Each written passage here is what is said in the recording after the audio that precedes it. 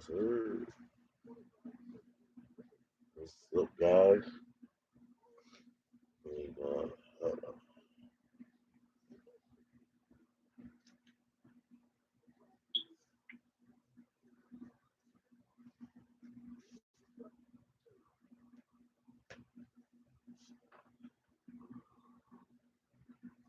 and remember to like, comment, subscribe, guys.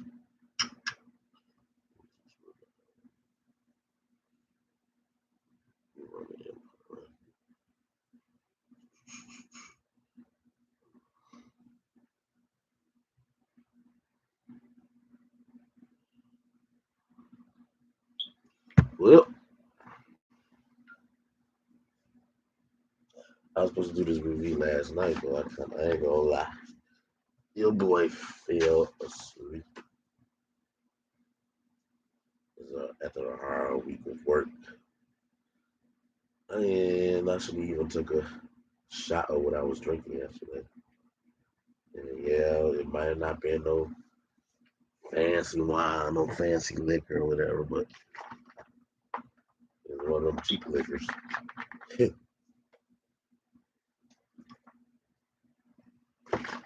But yeah, I'm watching. I was watching SmackDown still, seen the whole show, and I did go back and watch some stuff that I missed. First of all, the announcement. If you if y'all guys heard of the announcement that WWE will be going back doing their live tours with live fans and audience, which is going to be July 16th. So that's in 2 months. 2 months. So we still got to deal with this bullshit of watching WWE SmackDown. Not on no, not with live fans on. We still got to deal with this Thunderdome shit. But I mean, I can understand why they can't just do it now. Like, what is so different about July 16th than today? That's what I want to know. Let me turn your mic up. Hold on, y'all. Hold on one second.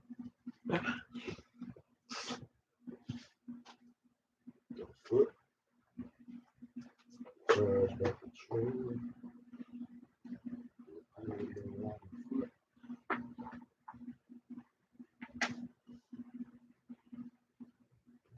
Oh,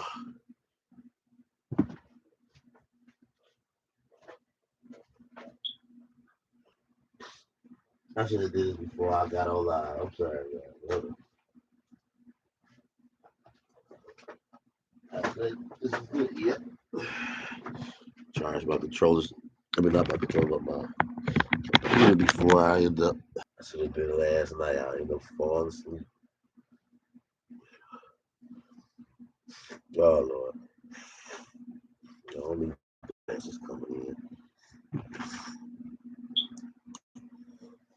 SmackDown, I ain't gonna lie, it was pretty good last night. I mean, SmackDown is always better than Raw. It's no secret. But I ain't never seen SmackDown be that good in a while.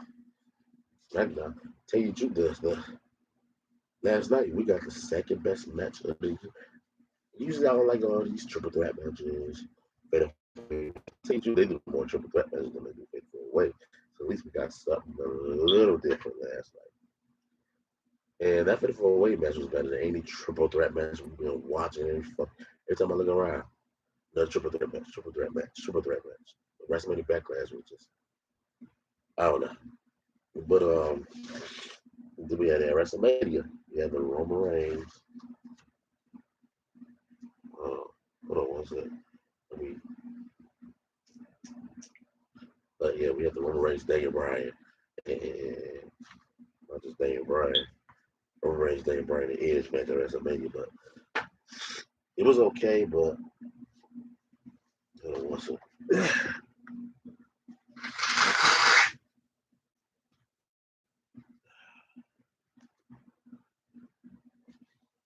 It was okay, but uh, I said it and I said it before. Roman Reigns versus Edge should have happened at WrestleMania. I know adding no damn Daniel Bryan to it. I mean, Jay Bryan didn't win, did he? Excuse me. Jay Bryan didn't win, did he? And that's why I say that he should have been in the match because if you're not planning to let Daniel Bryan win, because he done had a great victory at WrestleMania 30 back in 2014, winning the WWE World Heavyweight Champion from Randy Orton in that triple threat match with Batista. Now that triple threat match meant something because Daniel Bryan beat Triple H so he can get his way into that match that year. Even though they tried to do the same thing this year, but if you was not planning on letting Daniel Bryan win, you should have never let him in that match. It's supposed to be about Roman Reigns and Edge. And it's supposed to be about Spear versus Spear. We couldn't even enjoy that because we're too busy gotta listen to this yes movement for what? And then the man didn't even stay after that. He ended up losing a one-on-one match with Roman Reigns. His career taken. I don't get WWE sometimes. You do stupid ass booking. And you finally got something right last night. Thank goodness we didn't see no Zombies Part 2 on Vince McMahon. When he get mad and shit. They say, oh, y'all trying to say I did a bad idea with the zombies? How about I do it again? Just to make y'all mad. Because he's a stubborn ass man. Thank goodness we didn't see that bullshit last night. It was nothing but an awesome, great match. We had a great Fatal 4-Way match last night. It was awesome. I loved it. And that was the best second match of the year. The first best match of the year was Roman Reigns Daniel Bryan on SmackDown. That was a great match because that ended up in a career stipulation as well too. We see Roman Reigns doing submissions. So we never seen him do when he was a face. Hold on.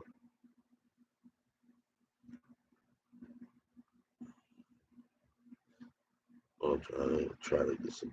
We'll get more people in this room. Is that you, Elijah? I see there's one person in the room. If that's you, let me know your thoughts about SmackDown last night. Even if it's not Elijah, whoever it is that's in here right now, let me know your thoughts about SmackDown last night. If you watched SmackDown, because WWE been so bad, people be like, SmackDown. I don't give a fuck if it's doing better or wrong. I ain't watching. But that's why you got to make all your shows good. Because if you don't make all your shows good, you're gonna make people not watch the show that is good. Actually, some people will still watch like me. That's the only reason why. The reason why I still watch because I'm a diehard wrestling fan. There's people that ain't really a diehard wrestling fan that ain't gonna watch that shit. You know what I'm saying? Oh, excuse me, I got bad sinuses, man.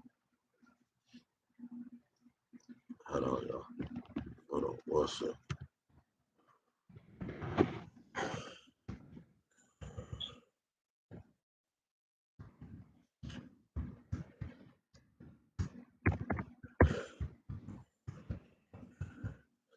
We're gonna go. We're gonna get on. Get into the show. What happened last night in a minute. Just bear with me right quick.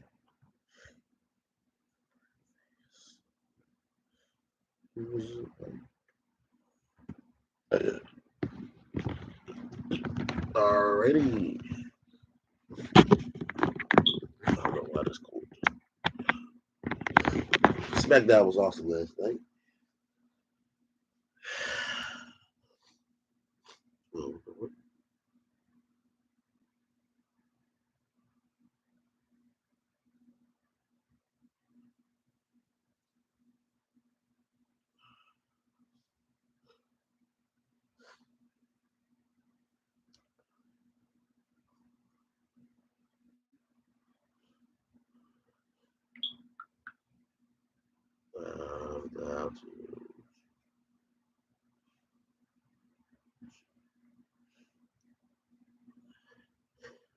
So yeah, we started the show last night on SmackDown with Sonya Deville. I don't know, man. I like Sonya Deville in her role. I just hope it leads to something, not just her Adam Pearce keep on butt heads or you making these decisions to Sonya Deville without being rude. No, that just lead to a match or something, or lead to Sonya Deville wrestling as well as doing her general manager shit, whatever she's doing right now. That's why I like to see because she used to be, I believe, a UFC fighter. I know she used to be MMA. Are you gonna capitalize on it, or you just gonna make her just be general manager? Don't make no sense. Don't make no sense when you got all these wrestlers being general manager too. I don't know.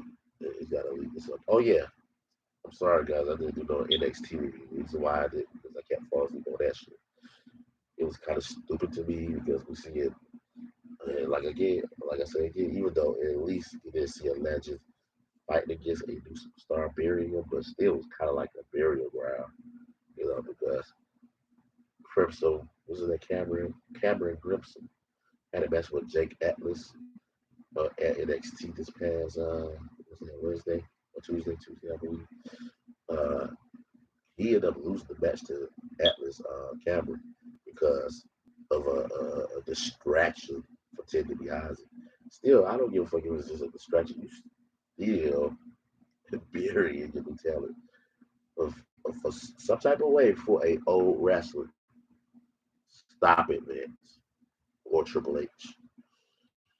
Need to push the new guys. Who I lost at number one, I don't know. But SmackDown wasn't a bad show at all. So we'll get into it. SmackDown, uh, it started with, like I said, it started with not Night Jack, but it started with Sonya Deville, and Sonya Deville uh, announced the big announcement. Yeah, as a matter of fact, all the wrestlers who were champions, except for Roman Reigns at first, wasn't there. They were always holding their titles. They was at the rap. They was in the ring. They was at the rap at the stage. Showing all the champions. You got Dominic and Rey Mysterio showing off his title, whatever. But I don't see I don't see what's so amazing. Yes, this is the first ever WWE Tag Team Champion, father and son, whatever. But we all know they ain't gonna last. Jimmy and Jay Uso about to take it. They're gonna take it at SummerSlam. They better be SummerSlam too. They better not be trying. Oh, we'll go to this early. We'll go to that Money in Bank. I'm so tired. Money in Bank is a big pay per view too, but don't do it at July 18th. Thank goodness. Money in Bank is July 18th too, because I was getting a little worried there. At least have it July or June. It should have been June.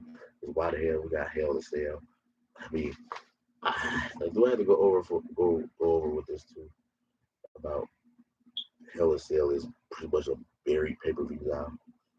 Yeah, well, we knew it was gonna be buried when it wasn't turned into a pay per view. It's a buried match period. I mean, Miss McMahon, why you take everything that was unique and fuck it up?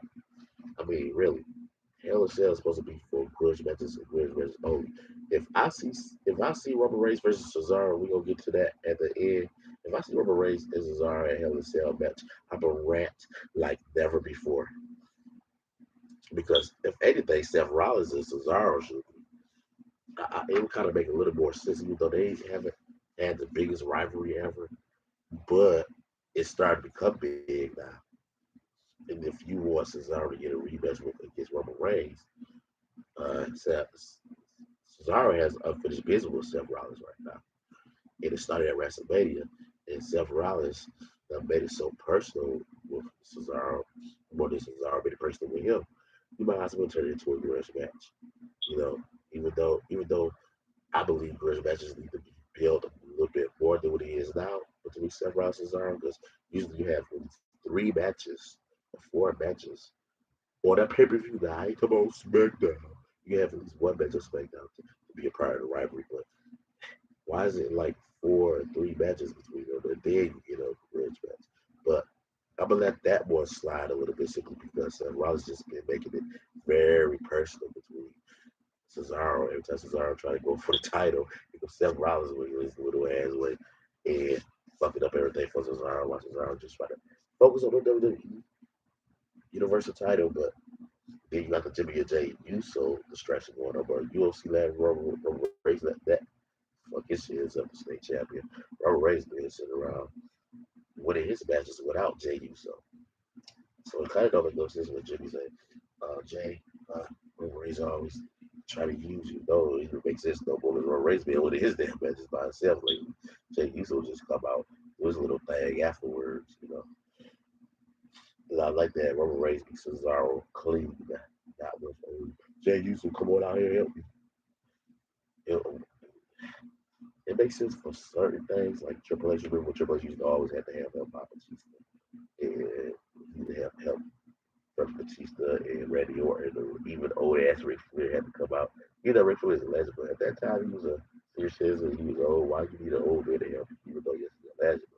Why you need an old man to help you, especially in his eyes? Ric Flair's not the biggest guy in the world. He gotta help your ass. But for some reason, it makes Triple H look a little stronger back then. For some reason, and it makes Triple H really look like a big guy, at least to me. And then make Roman Reigns look weak. We had Jay Uso help him either, but it started making you look weak when you always gotta have him over and over and over. Can't beat these guys one on one without help. Man, I hate that. And bad sinuses, man.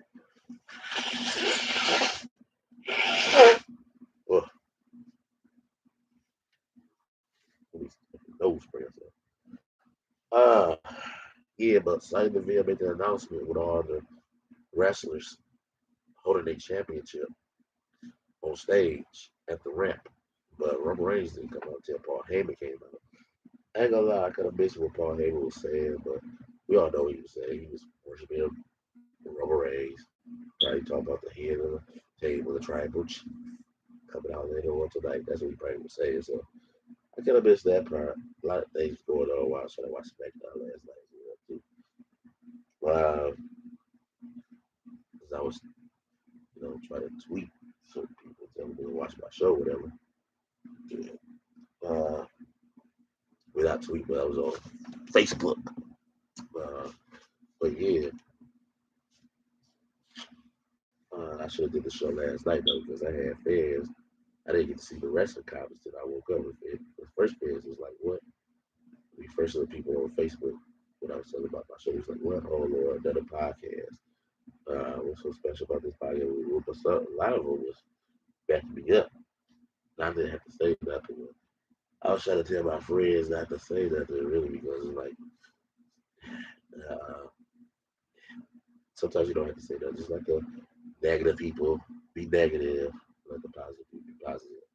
If you like my show, you like. If you don't, you don't. I don't give a fuck. Because some people ain't gonna agree on everything or what you say on here. Like I know a lot of people ain't gonna agree with me when they get on here. But as long as you don't become a jackass and start hating on me and going on here commenting, because if you comment and say some dumb shit, I ain't gonna lie. I'm talking about if you say some dumb shit and hold it against me for some reason, it'd be like, oh, you stupid retarded. Like, because my thing is this, and this is why I know about a lot of podcasts or whatever, wherever show that talks about their day or whatever. If you're a fan of a show or you're not a fan of a show, you just tune it in. And you don't have though, if you don't agree with that person and what they said, just don't agree with it. And you can comment on it. If you comment and say you don't agree with me, I won't get mad at you and boot you out of here. But if you come on here talking bad shit, talking about the Bible or you, you know get the cup out your mouth or certain shit like that, or because you don't agree with what the fuck I say, your ass gonna get booted out, okay? Because there's a reason. There's a thin line between being respectful and being disrespectful. If you being disrespectful, I'm not gonna take it, and I'm not gonna even comment back to you on Facebook or YouTube. I'm just gonna press that one button and put your ass out of here. That's because I'm not going to argue. I'm not going to fuss because it's just a show. Don't have to take it that far if you don't agree with everything I say. Because I'm not going to do the same thing to you if I don't agree with everything you say. I'm not going to do that to you as well either. I'm not going to say you bitch. Fuck you. I don't agree with that. You say. You see what I'm saying? But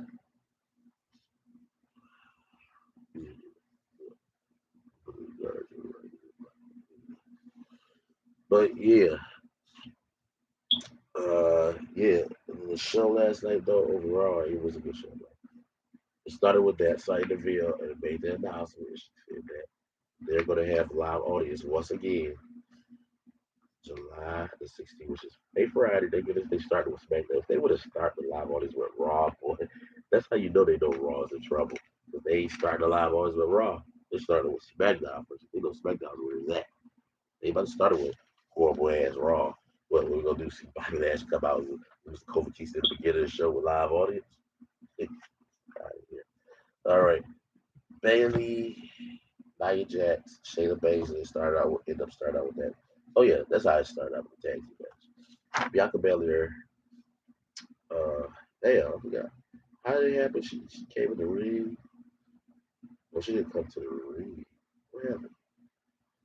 Bailey did come to no. Bailey came to the ring first, and she didn't come to the stage. She came to the I would say audience, but through the oh my god! But she came in the ring and she was saying, "Why the hell is Bailey Bianca champion? I should be champion right now. I'm not champion. You know why? Because she had to use her long ponytail, even though we all know it didn't even get connected for her to even say that. I mean, it was a botch at the end, literally. She tried to wrap Bailey's leg with the ponytail. The ponytail fell right off as soon as she tried to do it. I mean, it didn't work. So, but WWE still gonna sugarcoat things. But Bailey is talking about you wrap your ponytail on my leg and all that bullshit. So she basically said, why the hell? Uh, she's like, why the hell she still champion? I ought to get my rematch now, whatever. So in the veil, I forgot what she was saying, but I know Bianca Belair came to reach. She said, hell of a thing, whatever. I don't even remember what she said. Like I said, that was good. A lot of distractions. Facebook on that. But I still can give you about all this good because this ended up being a tag team match. Bailey, Nia Jax, Shayna Baszler versus Bianca Belair, Natalia, and Tamina. Why the hell? This is why I say it don't make sense that the women only got one tag team champions because why the hell is y'all showing talking about some? These are all SmackDown champions. Uh, these are all the SmackDown champions. That's not all of them were SmackDown champions except for one, which is the Women's Tag Team match. Ain't the Women's Tag Team Championship is for the Raw and the SmackDown. This is why you gotta have the tag team titles for Raw and SmackDown for the female. But then again, if they do that, they probably ain't gonna be able to do it right. That's why they ain't probably did it yet because we all know they don't do shit right with the tag team titles for the men. So why would we? And this is why I'm so happy with the Usos with the tag team titles. I'm gonna be so happy because at least we're gonna get more legitimacy for tag team titles. I mean, you think Rey Mysterio, Dominic Mysterio is bringing legitimacy to the tag team titles right now? First of all, Barry Robert Roode later on the show, we gonna get at that too. Barry them, uh, yeah, you buried them last night, especially fuck the Dolph Ziggler thing. Because we all know he been buried. He been buried a long time ago. And even though I believe he should get his chance too right now. But the person that should get his chance more than Dolph Ziggler is Robert Roode. He should be fighting for the singles title. And if you is gonna put him in a tag team title matches and all this stuff, at least let him win certain matches. I mean, excuse me. I understand why. I understand why Dominic Mysterio, Rey Mysterio won the tag team titles. I understand that, but it do have to be at the expense of making Robert Roode look bad instead of putting him in a world title match. Period. Anyway, he should be. And this is why I'm here. Well, yeah, we had to put Cesaro in a match with Roman Reigns because we really ain't got nobody for Roman Reigns. You got Robert Roode. You could have turned this man at least babyface and let him come out with his glorious gimmick or whatever. Whether he win or not, at least he's in a title picture. You could say Cesaro needs more protection than Robert Roode right now because Cesaro been waiting for it. At least At least you can say Robert Roode with the TNA, and he won a TNA champion. He was the NXT, won the NXT champion. You kind of got tired of push Robert Roode, but you really ain't got. I hate to say it, but you really ain't got no time to push Cesaro right now.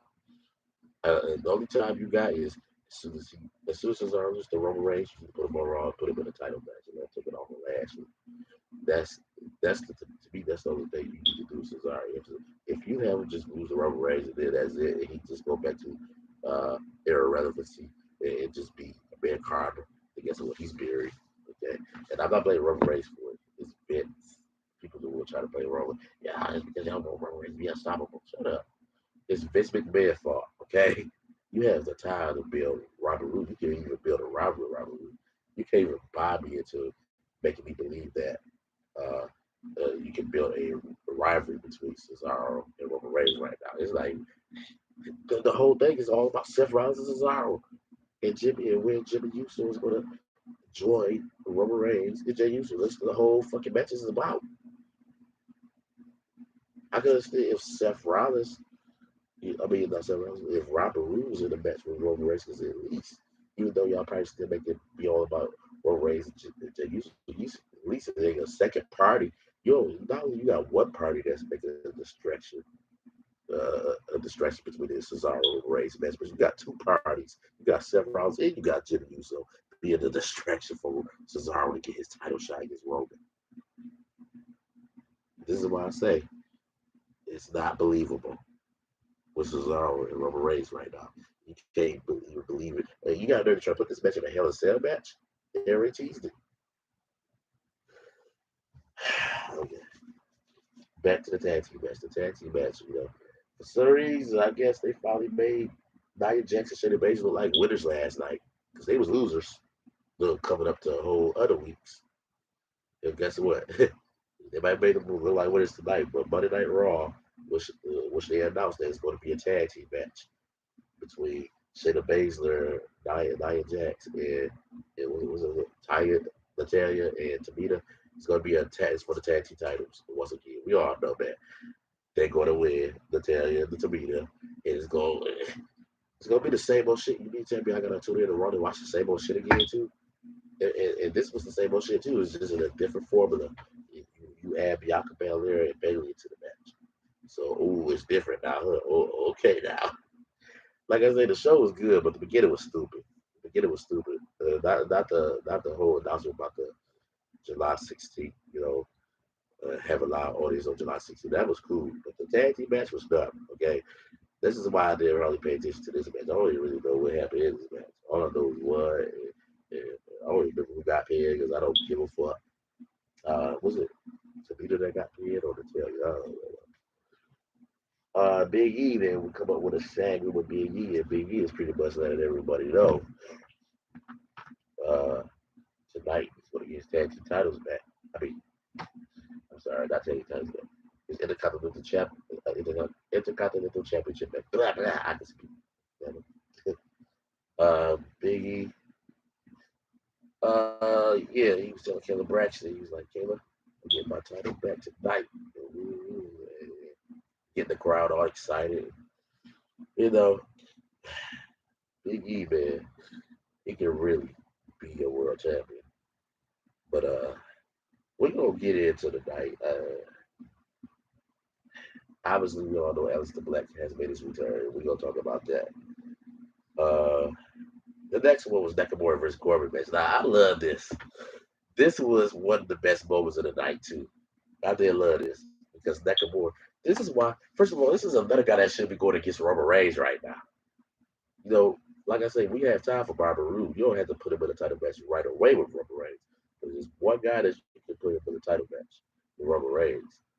Even though I'm kind of thinking that they try to do Seth Rollins versus Roman Reigns at SummerSlam, but I don't know. I think you need to build Seth Rollins to be a face again. You don't make him look too much like a heel. You think just having Seth Rollins and Roman Reigns have a stare down is enough to start making them have a match again. First of all, you make it Seth Rollins still look too much like a heel, beat the fuck out of Cesaro. Okay? It kind of don't make no sense. I would have Seth Rollins turn face. I really would say Seth Rollins versus Roman Reigns for Royal Rumble next year. one-on-one match between them. You know, have Seth Rollins do his heel stuff a little bit more, and have Shinsuke Nakamura. Even though yes, Nakamura will not win, but at least he'll be the title picture, and then maybe have him go on Raw face Michael. Somebody needs to take the title on Lashley because Lashley being champion right now is a joke. You just showed that when you let Kofi win. And then I'm looking at the commercial. Oh, the commercial making me even more sicker because you show a Kofi smiling on the background, and they talk about Kofi. What's going to happen with Kofi? They show Kofi smile at the camera. This is not funny. This is not funny shit. Why the fuck is you burying Bobby Lashley for Kofi of all people? And then they show Drew McIntyre. Drew McIntyre need to go sit his ass down or go back in the line. We don't see Lashley versus McIntyre over and over. We do fresh matches. Why you ain't doing new fresh matches? And fresh matches that make sense. Don't just do any fresh matches. Oh, we ain't never had this bitch been back here. We ain't never had Kofi Kingston versus Lashley. Kofi Kingston been champion before, right? People give a fuck. Only people was all excited when Kofi Mania happened, but as soon as Kofi Mania was dead, and we didn't have to see Kofi Kingston fight for the title no more.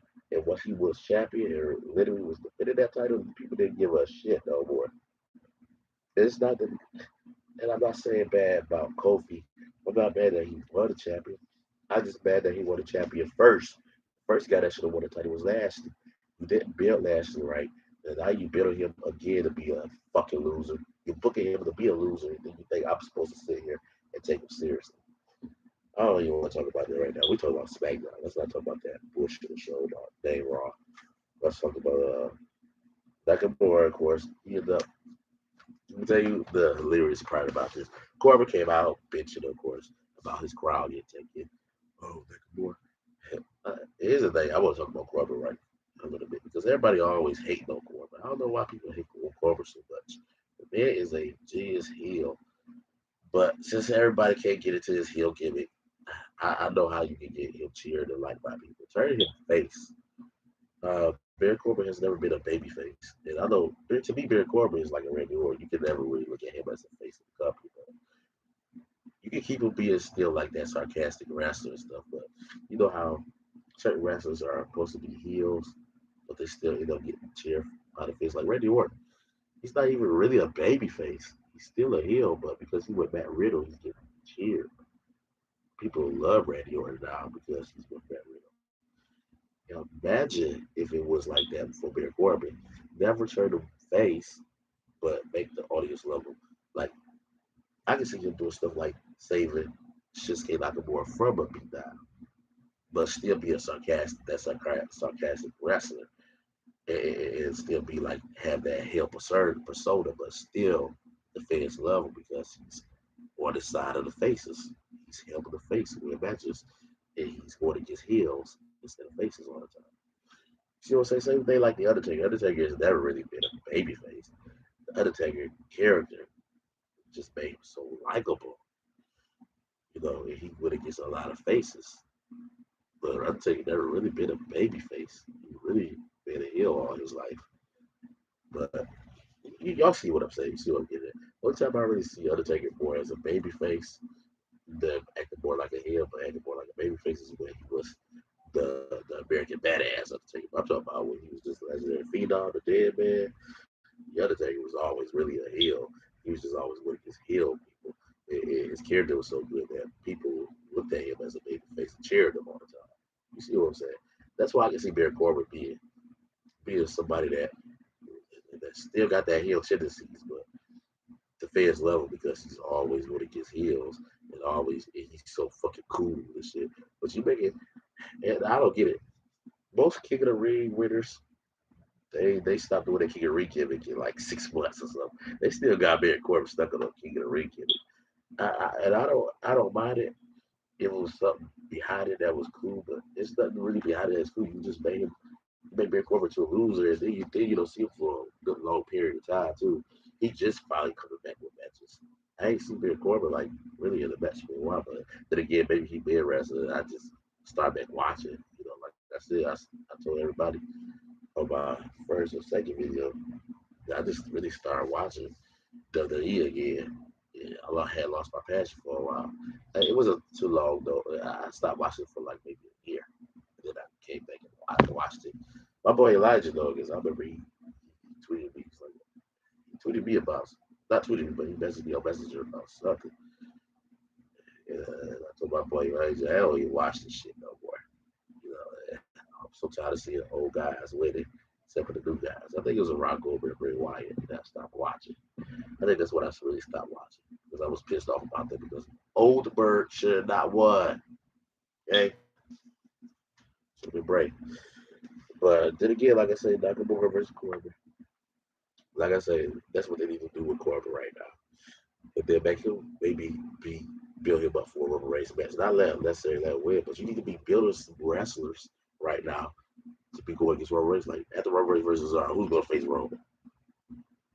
And maybe this is the reason why they did this with Shinsuke Nakamura tonight, because maybe they planned on having him go against Roman Reigns next before Seth Rollins. I don't know, but Nakamura did come out at first. While Baron Corbin is talking, Baron Corbin is doing a promo talking about I want my crown back, and I'm getting my crown back tonight. And when I do get my crown back, this is what I like what he said. This is why I don't get the hate against Baron Corbin. To me, he's a jewel in the mic. He said he made me literally laugh when he said that. Like I said, I'm gonna get my crown back, but I'm gonna take it somewhere to get clean. Like I want Shinsuke Nakamura dirty ass hair all over my crown, all that grease and shit. He didn't say that, but you basically know what he's trying to say. But he said, I'm gonna take it to get it clean, and then after I get it clean, whatever, I'm gonna put it right back to the right where it belongs, right in the real key's head. As soon as you hear all that shit, woo woo, here comes Shinsuke Nakamura music playing, but it's not playing through the normal theme song that comes on. You hear the guitar, and his body's got a Rick Boom. And first I said, did he say boobs? It was Boogs. Thank goodness he cleared that up right away. He said, that's Boogs. Barry Corbin said, who the hell are you? Why you playing the guitar? He said, I'm here for the real key. Whatever. And my name is Rick Boobs or whatever. But he looked just like, he kind of reminded me of Rick Rude. If they try to make him another Rick Rude or something, I don't know. Why is his name Rick Boobs? It almost rhymes with Rick Rude. And he kind of looks a little bit like Rick Rude. I don't know. Is this a gimmick? Some type of still is a gimmick thing? I don't know. Is he gonna end up wrestling soon to play the guitar and then end up kicking somebody in? He does look like somebody that can wrestle because the man got some arms. So is this somebody from NXT that I don't know about? I don't know if anybody can tell me who Rick Boog is. Comment on there or whatever. Because I'm gonna upload this video so more people can see it, whatever, and let everybody know that because I was supposed to go to live last night. I would have had more people in the room right now if I didn't fall asleep. That damn job kicks my ass, man. Working that damn job. I didn't work yesterday though. But yeah, Nakamura come out and right after you go back play the guitar with Boo. And when you play the guitar, the man is a badass guitar. He played the guitar good, man. He played he played it just like the song plays. They started actually playing the song, I believe. But you really couldn't hear the song that much because you hear Rick Boone play that guitar, and he did it justice. It's just Kane Nakamura comes out with the crowd in his robe or whatever. It's just Kane Nakamura. It's something about when he does that dance or whatever. It just makes him look like a star when he does the dance and he got the robe and the crowd. The man looked like a star last night, and he actually won. But then I gotta talk about the elephant in the room, though. How he won that match. I hate the way he won the match. Why has it got to be another fucking roll up?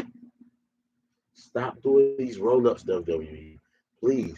Why couldn't he win with his finishing move? Oh, I get me. Oh, Baron Corbin's so big he can't even beat Baron Corbin with a finish. We gotta get the fuck out of here. Baron Corbin is big, but y'all haven't been pushing him to look good either, though. Y'all been making the fans hate him more because y'all won't do that with his character. Y'all should be turning him, like I say, y'all should be turning him into a face mixed with him. You know what I'm saying? You know, never say be sarcastic, but whatever. But still be a cool guy to make the fans cheer him. I'm not doing that with him. So you mean to tell me people can't believe that Shinsuke Nakamura can beat Baron Corbin? Even though Baron Corbin is tall, big, whatever, people still it's still believable that he can lose to a King Shotgun, to a finishing move. Okay? And stop this roll up shit. Because now you're about to kill every wrestling match with roll ups. And people not gonna even take y'all match seriously because they're thinking they about Vince McMahon is not taking the WWE seriously. Because he ended every match with roll ups and then he wants to believe that Bruce Pritchard is doing this shit, but Bruce Pritchard is the reason why Undertaker was so successful. And I'm not saying just because he made Undertaker successful, he can't fuck up shit, but I believe this is the head of Vince McMahon. Even though Vince McMahon did create the Undertaker, remember if you remember Undertaker was interviewed, Undertaker always said in his interviews that when he first talked to the Undertaker, when he first talked to Vince McMahon when he was joining the WWE, he didn't know who he was going to be. He thought he was going to be that what's that because right there at Survivor Series, he was here about. I think he said he was here about the Survivor Series. Is gonna. He thought he was going to end up being that character, the little turkey coming out of the eggshell, whatever. He thought he was going to be that, but turned out it wasn't. Vince McMahon called him and said, "Hey, what's up, Undertaker?" And he was like, "What you mean? Who's Undertaker?" He said, "You Undertaker. Your character is going to be the Undertaker." Vince McMahon created the Undertaker, whatever, but that's when he was a genius. I don't know what the fuck he is now. Man, just lost it, basically. And I bet this show was good because he finally let Bruce Pritchard, you know, pitch his ideals and shit. Because I bet then I said in the other videos how Vince McMahon tell Bruce Pritchard go ahead and write something for the show, and then Bruce Pritchard come back and show him something that he wrote down for the show, whatever. Vince McMahon tear it up and put his own fucking shit on it. Just tonight, last night, I bet that was in the head of Vince McMahon. I bet that was Bruce Pritchard. I don't know about the roll up shit. Man, maybe Bruce Pritchard put the roll up shit, but at least I can say if Bruce Pritchard did do that roll up shit last night, and it probably still was Vince McMahon, he probably said, "Won't you let it end and roll up?" But if he did let it end and roll up, at least I can say it was only one roll up last night. I don't think it was more roll ups last night. I think it was only one roll up. I gotta remember how to play 4-way match. And I hope it didn't end in a roll up. I gotta go back. Even if I go back and look at it, I, I pretty much know everything else that happened in this 4-way match except for that ending. I know who won in the end. I know who interfered for the person to win. We'll talk about that later on. But yeah, Nakamura wins the match, but he wins in a roll up. Okay. Rick Rude go back play his guitar and he wins, but come on now. You almost killed this whole set. You better be glad Rick Rude saved this instance in Nakamura his entrance last night. That saved the whole match because everybody gonna be talking about that instead of the roller. Thank goodness people was gonna be talking about that more than the roller. But I had to bring it up because, like I say, like I said before I started doing this review, I'm saying it on Facebook. I'm gonna give you my honest review. I'm not gonna read shit out. If I see some bullshit, I'm gonna talk about it.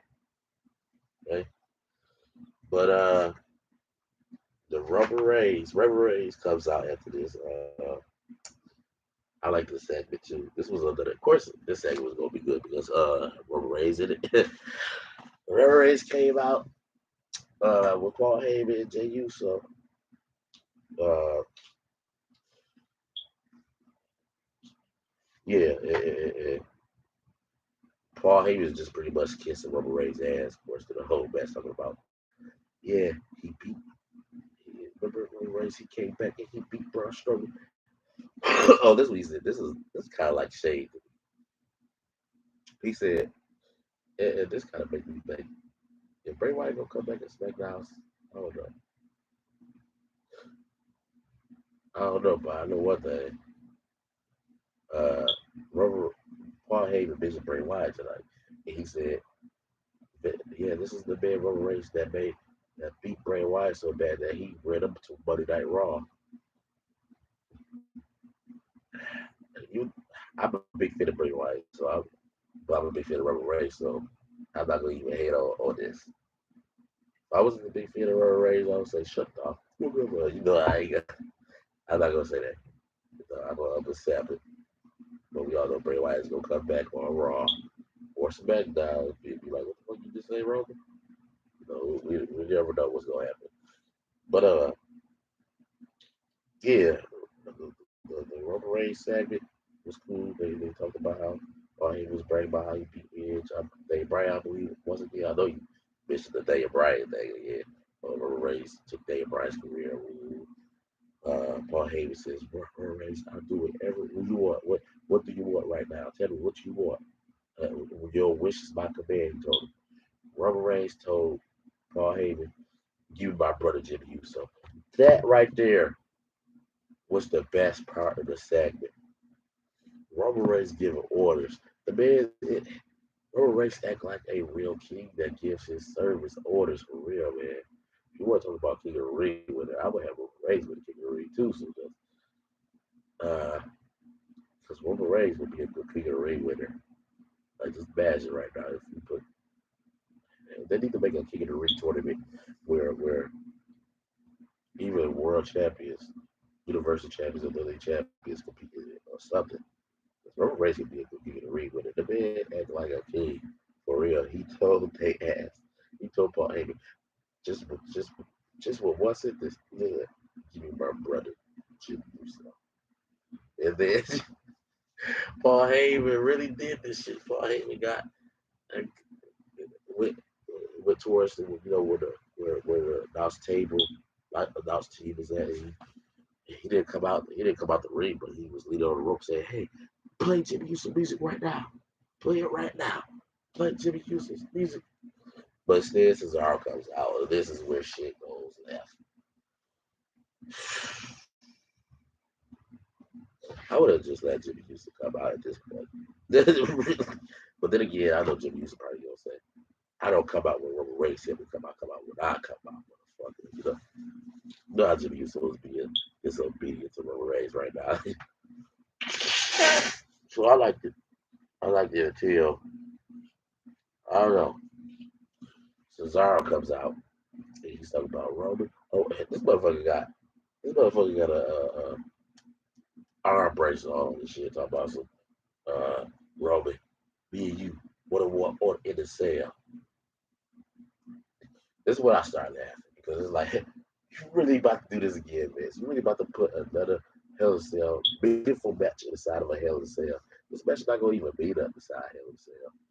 We can have this match as a regular singles match at a Hell in a Cell pay per view. You don't have to make this into a Hell in a Cell match.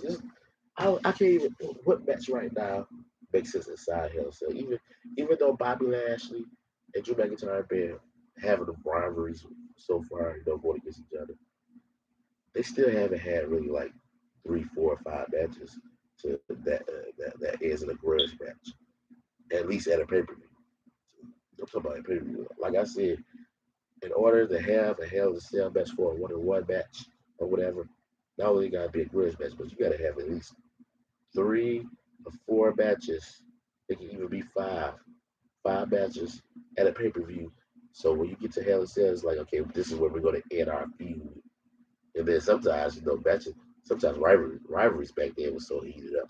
Even though they had the match at Hell in a Cell, sometimes they still had a rivalry at the Hell in a Cell. Like John Cena and Randy Orton, one of the greatest rivalries of all time. They match never even ended in the Hell in a Cell. They don't have other matches.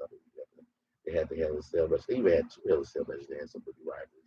Undertaker versus Brock Lesnar match never ended in Hell in a Cell because they ended up having a second Hell in a Cell match. It makes sense. The winner didn't make sense. I don't know why Brock won that Hell in a Cell match when he could have been just the Undertaker. Because we all know Undertaker is known for being one of the baddest motherfuckers going against inside Hell in a Cell. Y'all never really had Brock Lesnar fighting a whole lot of Hell in a Cell matches to make him compete. Because I could have looked at Brock Lesnar as one of the guys. Because if you think about it, it's 2 guys that really made history inside Hell in a Cell matches. Undertaker and Triple H. Brock Lesnar could have been that guy, but he left early. Then he come back and woo. So you never really gave Brock Lesnar that chance. And I guess that was their way of making Brock Lesnar be a badass inside Hell in a Cell match. Even though he did have that one Hell in a Cell match That first Hell in a Cell match with the Undertaker, when the Undertaker blew real bad, but still, you gotta have more than one match doing that to your opponents to be known as the man inside Hell in a Cell matches. For real, that's how I feel like. You know, I don't know. Maybe I'm wrong. I don't know. But all I know is why is these Hell in a Cell matches just get thrown together when there's no story behind it? There's no grudges behind it. There's no grudge matches. It's none. So you mean to tell me you gonna have Cesaro versus Roman Reigns for what? There's no grudge match. These guys are starting to not like each other. It's not like they can just sit around and say they don't they haven't been like each other for years. They can't even say that because they haven't been having matches. This is the first time Roman Reigns and Cesaro even probably had a match with Roman Reigns being a heel when he was a face. I believe Roman Reigns had matches with Cesaro or whatever. But at that time, people cheering for Cesaro more than Roman Reigns. Now people want to see Roman Reigns more than Cesaro now because y'all buried the man for so long. And y'all making Roman Reigns this looking good. Like I say, I love Roman Reigns, but he should be the only guy that y'all pushing. You got other guys in the company. Push other guys. But Roman Reigns is the shit though. I ain't gonna lie. He is the shit. Like I say, that was golden when he was on the mic last night. When he just said one thing, I don't think he never even. Oh yeah, he did have that one segment backstage, but that was the only thing he said out there. That at that particular moment, he said, "Give my brother Jimmy Uso, bring him out." You know. So that happened. Cesaro comes out. You got Cesaro looking delusional, asking for a Hell in a Cell match. Like I say, there's no grudge match behind it. But when he's asking for this, guess who comes out and attack about it over Seth Rollins? How many times we gotta see Seth Rollins come out and attack Cesaro? Y'all should have ended that feud with Seth Rollins and Cesaro the minute that Cesaro was about to go against Roman Reigns. Seth Rollins should be. Tell you the truth, I would have put Seth Rollins on Raw. You know, I do want to see a Roman Reigns with Seth Rollins, but Roman Reigns can finally get his win over Seth. But y'all can have that Survivor Series. Y'all always want to put champion versus champion Survivor Series. Y'all could have had Roman Reigns versus Seth Rollins. Seth Rollins would be WWE champion and Universal champion Roman Reigns. But get Seth Rollins, Roman beats him. Y'all can have that Survivor Series. Or just like I say, later on, have Roman Reigns go against Seth Rollins at the Royal Rumble. Something like that. But no, y'all want to just rush this match. It makes Cesaro look stupid. In the meanwhile, in the meantime, I mean, like, I don't know, man. You still, even though this was a good ass show, there's still some spots in there that look stupid. This is one of them. You got Cesaro getting beat down by Seth Rollins. And who is he trying to take the title off? Seth or Roman? Yeah, that's what I thought. He's trying to take the title off of Roman Reigns. Why is he feuding with Seth? Don't make no fucking sense. Why? Because Seth Rollins got beers at WrestleMania. Because Cesaro was doing that airplane move over and over to him. So what? We haven't seen that move since then. And I get it. Where Cesaro, I heard Cesaro don't want to keep doing it over and over because he don't want to kill the move. I understand that part. But it makes Cesaro look weak because he could do it to Seth Rollins, but he could not do it to Roman Reigns not one time. Even though, yes, I'm happy he didn't do it to Roman Reigns because it would have made Roman look weak. But still, do something to make Cesaro look strong, people. Y'all making Cesaro look like a weak ass wrestler. Okay? For real. Y'all making Cesaro look like a weak ass wrestler right now. He just got his ass whooped by Roman Reigns. And then you got Seth Rollins beating his ass too. And then you got Jimmy Uso to be a distraction through the whole match. This is supposed to be about Cesaro moment. Cesaro never got a WWE title picture. Never been put in the WWE title picture. You finally get a chance to put in the title picture. You make him look like a complete loser, a complete buffoon. Okay? So that segment ended at that. Steph, the show comes back. They show the replay. And while they show the replay or whatever, we hear Steph Rollins. They end up showing Steph Rollins talking, I think, to Caleb Braxton. And she's asking him, why did you attack Cesaro? You know, stupid question they always ask. Why would you, no, man. They be having some of these interview people ask questions. I don't know, I don't remember what she said, but she probably said that shit. Like, duh, you know why he just attacked Cesaro. Cesaro embarrassing that WrestleMania. He's bad. You know, he's crying like a little bitch now, doesn't he? Because Cesaro made him scream like a little bitch at WrestleMania. So you know the reason why this happens.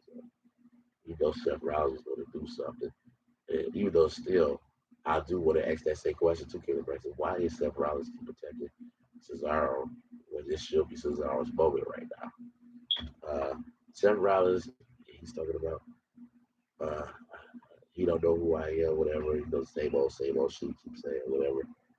I don't even remember what he said right there, but I do remember this part. When they was uh, taking Cesaro out the stretcher. He just made him look even more weak, too. He get carried out the stretcher in a hospital bed, whatever. You know, taking him with the ambulance. And I know he's about to attack Cesaro again, but he didn't attack him. He just said, that's what I think. Yeah, that's what Seth Rollins said before they show Cesaro get taken out of the stretcher. I think he said, I don't know why Cesaro keep doing this to me. He's making me this way. He's making me this type of person. So when he sees Cesaro, he said it again. Why are you doing this to me? You make me this way. But he said it in that crazy way. He said, make me this way. So he looked crazy, like a psycho. I liked it that part. I ain't gonna lie, I liked it that part.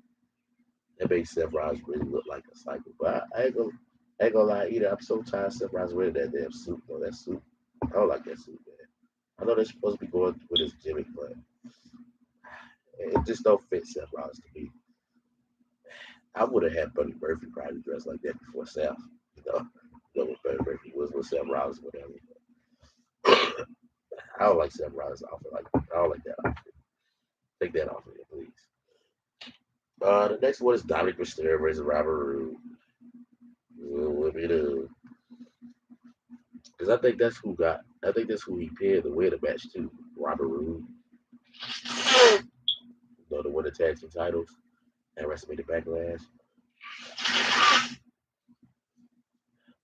I think that's who he pinned at WrestleMania Backlash. So now we get this match. He gets pinned again. If he did get pinned at WrestleMania Backlash, he get pinned again tonight. So, okay, good job, Vince. You made Robert Roode look strong. I don't even think that was Pritchard's idea either. That probably was Vince. Oh, no, what's your mind? You about to make Robert Roode look strong tonight? Oh, hell no. You remind me too much of Triple H. I don't like him. You made Robert Roode look like a complete little fool too. Like going back with Cesaro, you making him look like a fool too. Why is Robert Roode in this feud? Somebody else should be tagging tags with Dolph Ziggler. Why is it? What is this thing with Dolph Ziggler always having a tag team partner and we're tag team champions? You did it. Who was with Dolph Ziggler before Robert Roode? Drew McIntyre. And now it's Robert Roode. I think it was somebody else too, if I'm not, mistaken. I don't know. I think that was done. But it seems like y'all about to do another. I bet they're about to do it again too. As soon as they probably take Robert Roode out of that tag team picture, they're gonna have another guy be his tag team partner. And I hate this shit. I hate it. Because the Dolph Ziggler in, both Dolph Ziggler in, not just Dolph Ziggler, you can make Dolph Ziggler a tag team competitor, but he's not really a tag team competitor either. He's more of a singles guy. He should be winning world titles or at least the Intercontinental champion. Since the way last time we see Dolph Ziggler with an IC title or the United States title, I think that was a long damn time ago. Okay, uh, Robert Roode, did he win any title with WWE except for a tag team title? He need to be winning the United States champion. As a matter of fact, if you don't want to rush him and put him in a title picture with Roman Reigns, put him in these IC United States Championship or something. If anything, I would put Robert Roode on Raw. That's the main guy that I probably would put on Raw to fight Bobby Lashley and take the title off of him. And I would really turn Bobby Lashley face. Because at this moment, the Hurt Business was so famous, it kind of made Bobby Lashley look like a fucking baby face. And that's what they look like they was about to go towards to do it too, turn him face until they broke up the Hurt Business for some dumbass reason. And, and let me tell you something, the Hurt Business, it's nothing wrong with them breaking up, but you making a break up that soon, you could have broke them up and made a story behind it and have Shelton Benjamin be the next guy to take the WWE title off of Bobby Lashley. At the end of the day, Shelton Benjamin has never got a title shot I think he had a title shot before, but he never won a title, a WWE title on the United States or Universal. He only won a United States champion and Intercontinental champion for his tag titles. That's all he won during his career. Shelton Benjamin is too much talented. Why is it? And the fact that Brock Lesnar is friends with him, you would think that he would finally win championships, or major titles. But he still ain't been winning a major title. And he might be as the one of the shortest dude in the world, but he got that crazy ass physique though that he can look like our champion. Him and Michael Lashley is almost like the same size. Lashley is just a little taller, you know. But Shelton Benjamin is buff. He's a big guy. You can't get behind him and let him win a world title. But no, you're gonna put him into this irrelevant match with Cedric Alexander. What for? You're not gonna put him in the you're not gonna put them in the title picture. After they feud is over, guess what? They're gonna get sent right back to catering with Titus O'Neil and with Ricochet wearing his black jeans. Ricochet look like the way he dressed, he looked like he's like, yeah, he wasn't expecting to even have a match that night. He like he found out at the last minute that he was having a match. He looked like he was somewhere at the concession stand eating a hot dog. He's like, man, hey, I need you right now in the match. I even got my wrestling gear. You bring it today. You're always supposed to bring your wrestling gear. You gotta be prepared. You never know when I might take you off of irrelevancy to make you relevant for one night. Stupid. Then again, I really don't want to see Ricochet right now too because Ricochet just made him look like he's getting too cocky because he's on social media talking about how he's better than Io Shirai. Why? I can understand now if he was saying, "Oh, the difference between me and Dominic Mysterio or another wrestler, high flying wrestler like him or something." But you competing with a woman, you talking about you better than a woman in wrestling. A woman can't do what you do. You saying that Shirai can do what you do in the ring. She's good wrestler, but she's nowhere near your talent and what you can do in the ring. Woo, woo. You look like a complete fool because you look like you competing with a woman. And you already look bad because first of all, Ricochet, before you even open your fucking mouth, win a damn match. Okay. Uh, like I say, I don't give a fuck who he is. I don't give a fuck if he's a wrestler. I'm gonna call you out on your bullshit. All right, you're on some bullshit, Ricochet. You been a loser for I don't know how long. You got her to try to tell you better than Io Shirai. At least Io Shirai is on NXT, I believe. Winning with her matches, I believe. Like I said, I haven't been watching NXT, but way I've been hearing good things about Io Shirai. Like she winning her matches and shit. Ain't nothing been going on good for Ricochet. At least be a winner first before you say anything. Okay. Uh, Dominic Mysterio, he beat Robert Roode, and I believe he beat him clean too, doing a frog splash. Yeah, it was a frog splash, I believe that he was. I don't think it was a roll up. I'm surprised this was a roll up. If it was a roll up, let me know because I gotta go back and see if it ended a roll up. I'm pretty sure it ended in a frog splash. I hope it didn't end up in a dumbass roll up again. Because I wasn't really paying attention to the match either. Because you know what? Because I don't care about this match. Okay? And maybe y'all do, but I try to give y'all the best review about this shit. But who really cares about Dominic Mysterio, Robert Roode? I care about Robert Roode, but I don't give a fuck about no Dominic. Like I said, Dominic need to grow some arms. Even if he don't grow no arms, at least change your look a little bit. Something. Change your wrestling gear. Your wrestling gear look like a jobber's gear. You the son of a legend, Rey Mysterio. Why are you dressing like a jobber? Hey, I believe it at that. Jimmy and Jay Uso have a little segment in the back.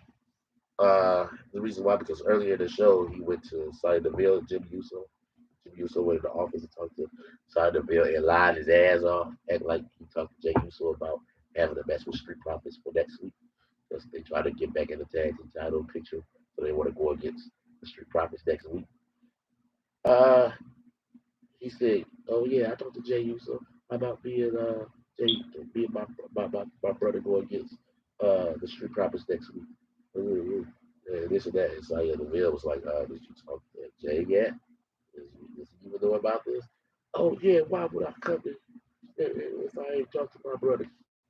Never even talked to his brother. So at this moment, here comes this segment before the Fatal 4-Way match. We're gonna get into that. But And first, we're gonna talk about Street Profits too, because this segment go together with the Jimmy and Jay Yusuf segment. Jimmy is talking to Jay. He's like, "You ready for the match next week? Versus Street Profits." Jay said, "Why? Wait a minute. Why didn't you talk to me about this? You never said anything about a tag team match to me at all. Why are you making tag team matches without talking to me? Why did you talk to somebody without talking to me? Now I gotta talk to Roman. Now you put me in a tough spot. I gotta talk to Roman about this. Now I can't do nothing without talking to Roman." So he ended up talking. I believe that segment happened earlier in the show. And then this segment ended up happening. Jay ended up going to talk to Roman Reigns before we get into the Street Profits, the big Roman match. He talked to Roman Reigns. He says, "Roman, I did not know that Jimmy went to go talk to Saint Deville about us being in a tag team match against Street Profits next week."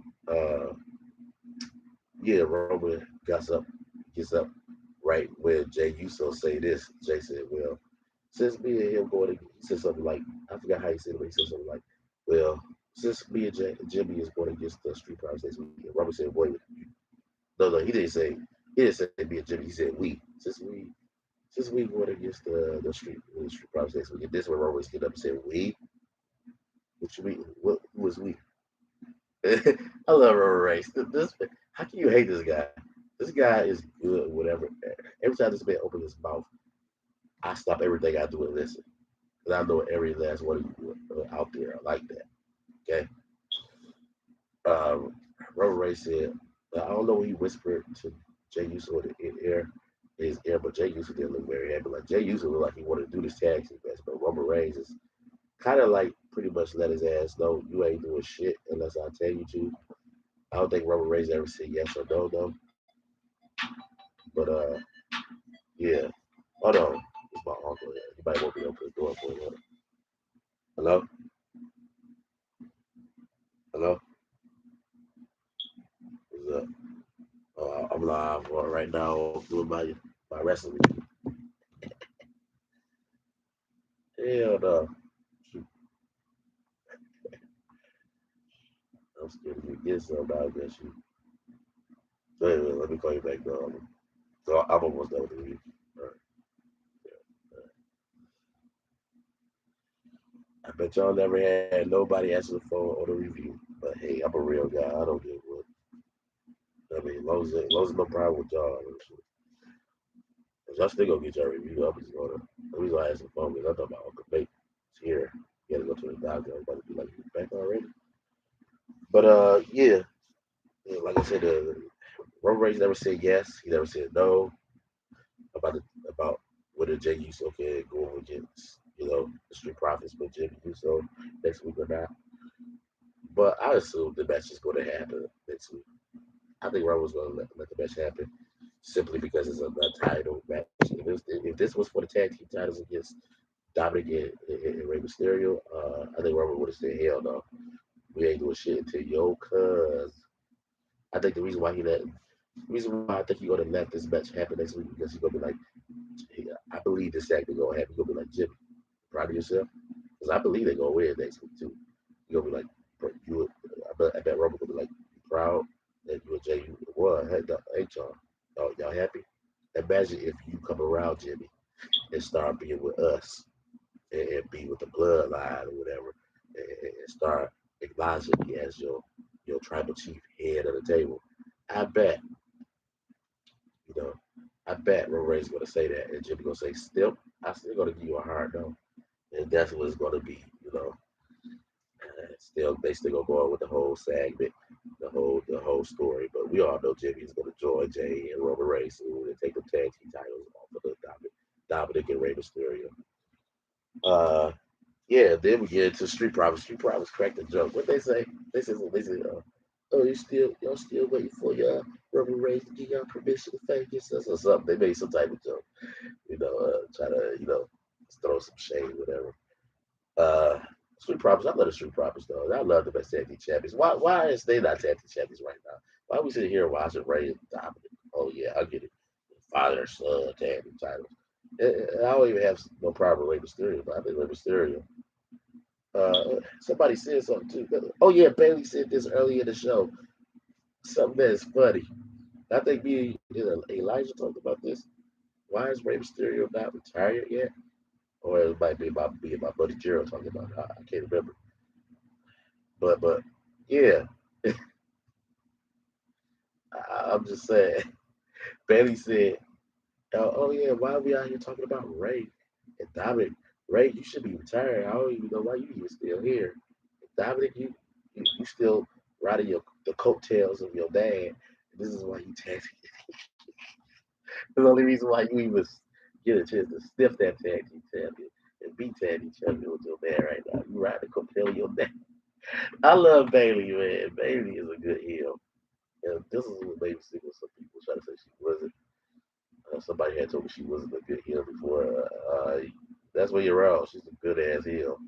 You know, that shit had me laugh. Yeah, but Street Profits, you know, they talk about, yeah, next week we're gonna beat Jimmy and Jay Uso. So next week we got to tune in to that, see what happens. Like I say, I think this is Roman Reigns gonna say yes, and I bet it's gonna be at the beginning of the show.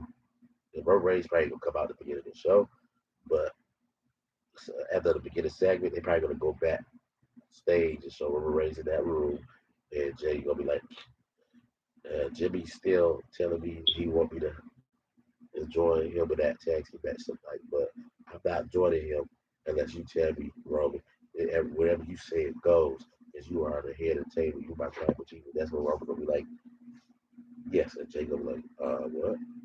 You say yes to me? What against Jimmy? Yes. And then we gonna be like, okay. Yeah, you gonna be like, go out there, go to Jimmy right now and tell him you and him is gonna be fighting for that tag for the not for the tag team title, but that tag team match with the Street Profits. And that's when, as soon as he leaves, we're going to tell Paul Heyman. He either going to look at Paul Heyman like, you know why I did this right, or he going to say, hey, you know why I did this right. Because maybe this is the way we're going to get Jimmy to come around and let him acknowledge me. Finally acknowledge me.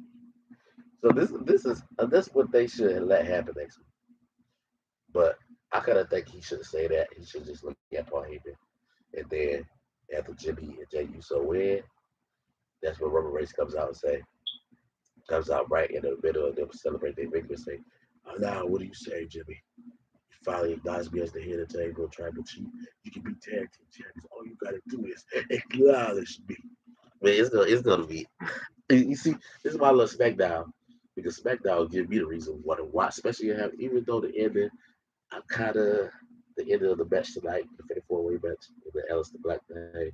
We're about to get into, even though I'm kind of a little wary about this. And I'm gonna tell you why. I enjoyed the match. And the ending was not bad either. The ending was okay, but I'm a little I don't know about this. Yeah, I'm gonna tell you why. Yeah, I'm not trying to be negative. I know people will be like, "Oh, you just being negative." Just I'm gonna tell you. I'm gonna give it a chance. I'm gonna give it a chance, and I'm gonna tell you why. But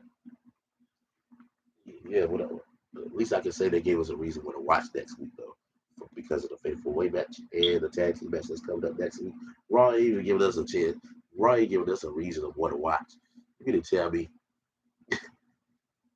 You mean to fucking tell me that the reason why y'all want us to tune in to watch because Kofi Keith to be Bobby Lashley? What? Huh? Okay.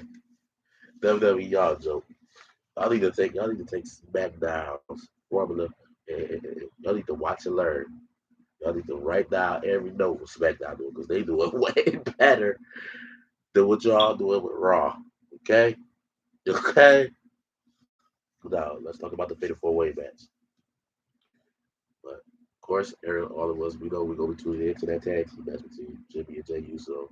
We ain't seen them with the tag team match in ages. So this is like what their first tag team match in a long time. Because since Jimmy been back, I don't think he had a tag team match with Jay Uso had. I don't know. But yeah. This side is just what the fuck? I'm trying to do a review without blowing my fucking nose, man. But yeah, 54 match was awesome. Kevin Owens, Sami Zayn, Big E, and Apollo Crews. Apollo Cruz. Man, I love Apollo Cruz. Apollo Cruz come a long way. I'm gonna tell you right now, if you would have told me that Apollo Cruz would have been relevant in the WWE and would have personality, he really proved me wrong. Some things I ain't gonna admit. Some things I'm wrong on, and I might be wrong when I'm gonna talk about the Fatal Four Way match tonight. What I don't like about it, I might be wrong about this too. But I hope I am. I'd rather be wrong. I want to be right. I want to be wrong, so we can have good shows. But 9 out of 10, I'm probably gonna be right because Vince McMahon always played it off, fucking up everything. So I hope y'all wrong about this Fatal Four Way match and what happened at the end, whatever, and what it is to come for next week. But I hope I'm happy that I was wrong about Apollo Crews because I didn't think Apollo Crews was ever going to be relevant in WWE. And simply because if you remember Apollo Crews, I remember when I went to go see Monday Night Raw before. Apollo Crews was a jobber then when I went to go see. Last time I went to see Raw, there wasn't no pandemic, COVID shit going on. Apollo Crews won a match that night to be number one contender for a mid card title, I believe, that night and lost. But he was a jobber then. And that was December 2019, I believe, or 2018. I can't remember. Because that was when I was living at that apartment. I live in a house now. But that match, I mean, Paulo Cruz, he's awesome. The man proved me wrong. Not only proved me wrong, but he did it in a great fashion. This man not only got personality, but he got one of the best personality in WWE right now.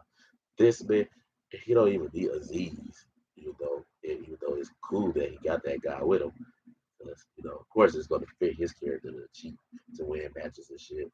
He got a crazy physique. I can see him going for the title picture, even though what makes this one go against Roman Reigns now because he's a heel. Over them are heels. I really don't like heel versus heel matches or face versus face matches. I'm old fashioned. I like baby faces versus heels. If you're gonna do a heel versus heel, it's gotta be some great story behind it for a heel to go against another heel, or a baby face versus another baby face. Baby face versus baby face make a little bit more sense than heels, because at least baby faces versus baby faces, they always shake hands after they get done. Whoever gets done winning the match, unless it's about to be a heel turn, and they turn on each other and be like, "Oh, you just beat me, fuck you," or whatever. But I don't never really understand heel versus heel match. So, the Apollo Crews going for no damn Universal title right now. Keep unless you turn your baby face. But when you do turn baby face, it's still going to be awesome because at least when you turn baby face, you still have that African accent. I love that African accent, man. The man got bad skills. The man's not even African. He made me. He's so good that he made us forget that he used to talk regularly. You know, and he was so bad. I never believed him as being a man because he was so bad back then. I was like, not Apollo Cruz, not this guy with no personality. He ain't never going to shit though. Don't get me wrong. When I first seen him, because I like his wrestling ability. He can wrestle his ass off. There was never question. There was never no question of how good of a wrestler he was. It was just the personality part. I never could get into him. In the beginning, he used to come out when he left NXT, and I don't know why they never let him stay in NXT and let him be NXT champion for a while. They just went straight to the main roster. And I think that's what kind of messed him up in the beginning too, because they rushed him in the main roster instead of just let him stay in NXT and let him grow personality there and then come to the show. That's why we finally get a big, good Apollo Crews now, because Apollo Crews finally learned from being in the main roster for a while and learned that he needed to get a personality.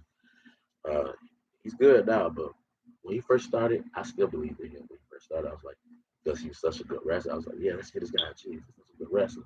He, but his personality was getting worse every week.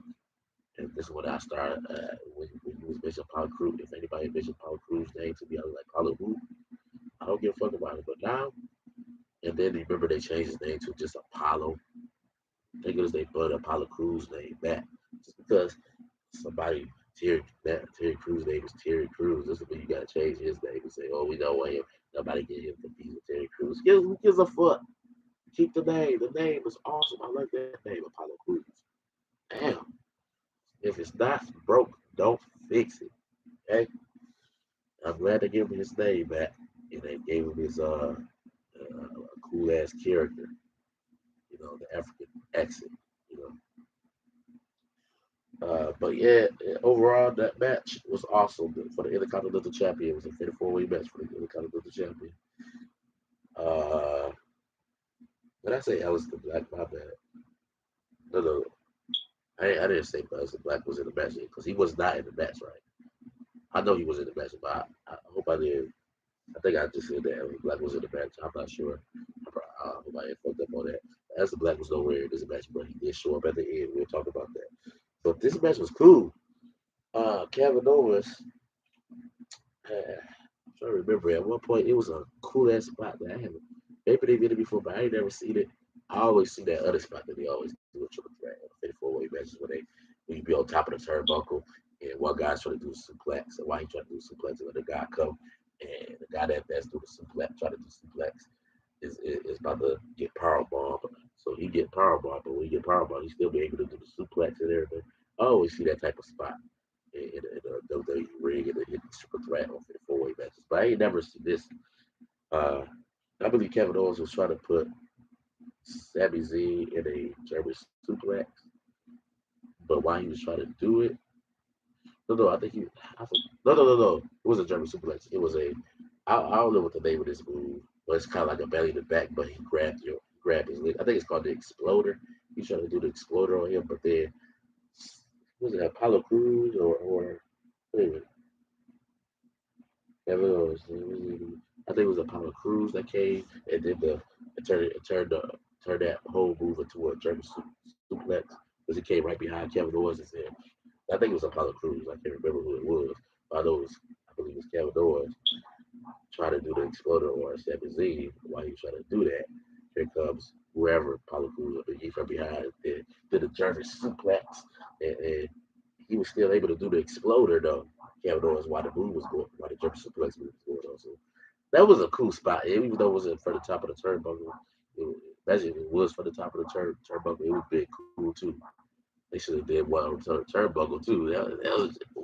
It was a lot going on. This man Simmons trying to do the Haluma kick on Kevin Owens. Kevin Owens trying to do the stunner.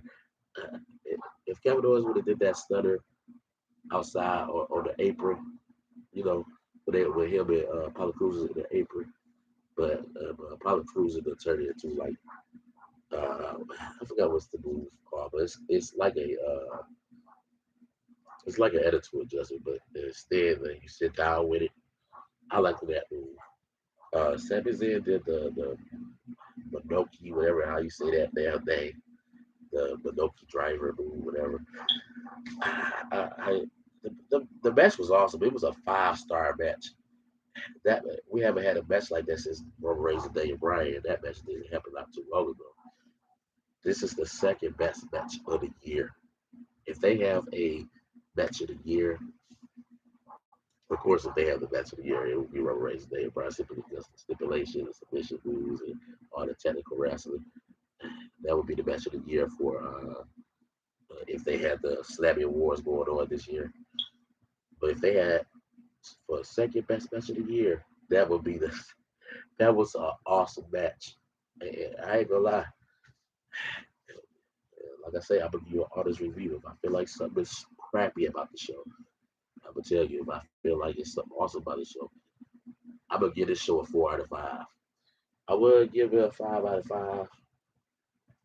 But the reason why I give it a 5 out of 5 because I say you still doing that dumbass roll up, and you still giving us a same ass match with the tag team match with Bailey, Nia Jax, Shayna Baszler, and Bianca Belair. To tell you, to me, you think it's different because you add Bianca Bailey in it, and you let the good team win, the babyface team win. So what? What do you do? I mean, the heel team win. The heel team won this time. But what we do? Nobody really gives a fuck. And y'all still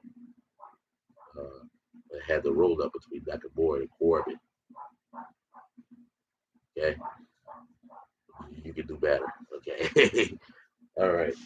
I still get this back. I still get this whole show 4 out of 5. You better be glad you got a 4 out of 5 out of me. Because lately these shows been nothing but 2 out of 5s these days, or 1 out of 5. But especially Monday Night Raw, we'll see what Raw do. How they gonna so called compete with this? It's going to be horrible. Watch.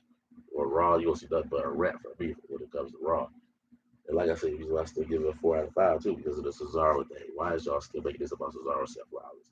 Cesaro should be just focused on the Universal title or Universal title only. This seg it would have been okay the Seth Rollins and the Cesaro thing going on, it would have been okay. But the reason why it's not okay is because simply because this is Cesaro's first time going for the title shot. If this was Cesaro's fifth time or fourth time going for the title shot, it kind of would have been okay. But because y'all just giving him a title shot and he haven't won a title yet in his career, this is not okay. This is not acceptable. This should be all about Cesaro getting his title picture and getting to his title picture, period. I'm not going to complain about the Jimmy Uso thing so bad, but the fact that you got Jimmy Uso and Seth Rollins being distracted in Cesaro's moment, okay, this is when we're going too far. Okay. But the Fatal Four Way match was awesome. It was okay. It was good. It was a 5-star match, but the show wasn't a 5-star. It was a 4 out of 5. But the ending, this is where I tell you I have concern. And then we're gonna get up out of here. Uh Aleister Black came back. He made his return now. Earlier in the show, he did a video. They showed his video footage of him talking or whatever, talking about the whole, you know how he does his little telling story, whatever. He's a storyteller. Uh, he comes out. I almost kind of thought it was the other thing, but I was like, oh no, we didn't hear the bell because the way, because Big E, Aziz, first of all, Aziz tried to stop Big E from winning because Big E did the big ending on Apollo Crews at the end, right? Big E go for the pin. Aziz grabs by the leg because Big E, when he go for the pin, he's right by the ropes. So you know Aziz got tall, long ass reach because Ben is already tall and big. So it didn't take him long. It wasn't hard for him to just grab him and be like, "Here, get your ass out this ring." So he grabbed Big E out the ring, but he tried to he put Big E on his shoulder and tried to go towards the turn outside of the turnbuckle to hit him on the head, whatever. What ended up happening is Big E ended up get off of his shoulder and threw him towards the turnbuckle, and he ended up falling to his knees. It would have been Big E, and then he got back up and went towards the ring and was about to go for the pin, I guess again, and that's when the lights were starting to come off. We started to see smoke, and Aleister Black come out of the smoke, and Aleister Black ended up coming in the ring, and Big E was looking like he was ready. You could tell that Aleister Black probably was coming for him for some reason. And I'm trying to remember, like I said, I haven't been watching the show, but I'm trying to remember, hey, is Big E the reason why Aleister Black was injured or something? Or that's the reason why he was gone for a while. I can't remember. And I think this is a year why Aleister Black haven't been in WWE for a year. So I don't know. So I think that's why Aleister Black is coming back for him. Big E, I think they hurt him on purpose, but they turned the whole story into some actual. I think that actually happened. I'm not sure. So if it actually happened, comment on there for me and let me know. Anybody or whatever, whoever comes on here when I upload this show, or Elijah, I believe that's Elijah that's watching the show. If that's you, Elijah, whoever that is that's watching the show right now, go on there.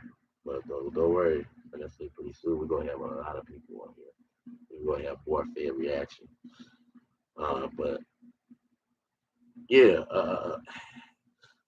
Aleister Black ended up hitting him with the black mass while Apollo Crews grabbed Big E by the leg so he could move. And I can't remember if I think he went for the pin instead of a roll up. Because it wouldn't make no sense to go for a roll up and somebody just literally help you just win. Just kicked him in the face. I think he went for the pin instead of the roll up. Apollo Crews, he won and retained the title. He's still Intercontinental Champion. But I'm not going to get too excited about the Big E thing and Aleister Black thing that's going on, this feud that's going on between them two because I don't know. It was a leader.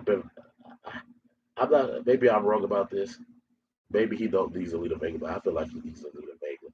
If he's about to do these matches and never has Zelina Vega with him, and maybe this is what they plan to do. Maybe they plan, and I hope this is, and I feel like this is what they plan to do. And I hope they go this route. When Hell in Cell pay per view comes and they have that match, and I hope they don't have this match on SmackDown like they love to do. They're probably about to rush and make this match be on SmackDown. And I hope they don't rush and have Aleister Black going against, uh, Big E on SmackDown. I hope they wait until Hell in a Cell, not the Hell in a Cell match, because this is a feud that's about to happen. This is a beginner feud. We don't need them going against each other and inside of a Hell in a Cell match. The Hell in a Cell matches are supposed to be for grudges matches and grudge matches only, like I said earlier. But this will, to me, it won't make sense unless we see a Zelina Vega because we heard she just got uh she just got back employed with WWE.